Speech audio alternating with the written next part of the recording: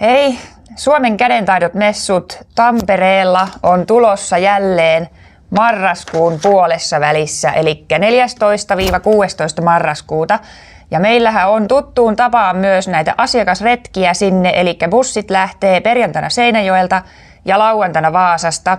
Ja molemmille retkille sopii vielä mukaan, eli kannattaa napata äkkiä oma paikka. Eli tässä olisi hyvä vinkki nyt lähteä vaikka kaverin kanssa viettämään sinne perjantai- tai lauantai-päivää. Perjantaina tosiaan meiltä menee itse asiassa 2 bussia täältä Seinäjoelta. Ja matkalla ei pysähdytä syömään, mutta sitten taas lauantain retki, kun suuntautuu tuolta Vaasasta, Kurikan ja Jalasjärven kautta Kolmostietä, niin sitten pysähdytään Teituvalle mennessä syömään. Ja meillähän on siellä taas kaikkia ihania tekemispaketteja. Meidät löytää siis Taitokadulta A-hallista ja tässä esimerkiksi yksi taitoklassikko. Joo, se on nyt semmoinen uutuus meidän aikaisemmin mukana olleista tuotteista. Tämä on ollut semmoinen toivottu ja kysytty tuote, niin sitä nyt sitten saisi meillä taas messuilta. Ja ihan uutuuksina tietysti tästä ihanasta bonbonlangasta tehtyjä tuotteita, eli Venni-niminen huivi muun muassa. Sitten tietysti hipaisu neuletakkiin, paitaan, materiaalia ja tähän meneillään olevaan Sumulaakso neuleeseen. Se on muuten silloin sitten valmis, niin siihen myöskin löytyy meiltä materiaaleja. Sitten meillä on tämmöinen uusi, ihana merinovillainen linnea pipo.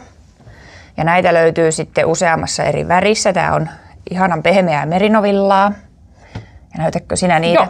Sitten meillä on uutuutena, koska meillähän on ollut jo aikaisemmin tämmöinen ompele-eläinkuvia lapsille tarkoitettu tekemispaketti, niin näistä ompelukuvista täällä on vähän päättelemättömiä lankoja, mutta aivan ihania kuvia siis tekemistä lapsille.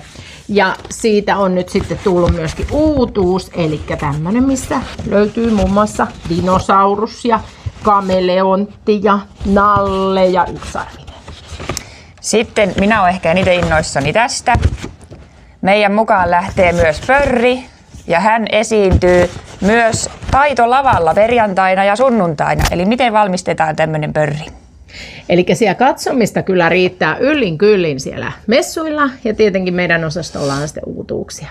Mutta hei, lähtekää sinne retkelle. Tosi kivoja retkiä on ollut. Ihmiset on tykännyt, kun bussi vie suoraan siihen etuovelle ja illalla saa lähteä sitten bussilla suoraan. Ei tarvitse julkisia käyttää. Että helppoa reissaamista. Kyllä ja ryhmä vetäjältä saa sitten linja-autossa liputkin, että ei tarvitse niistäkään huolehtia.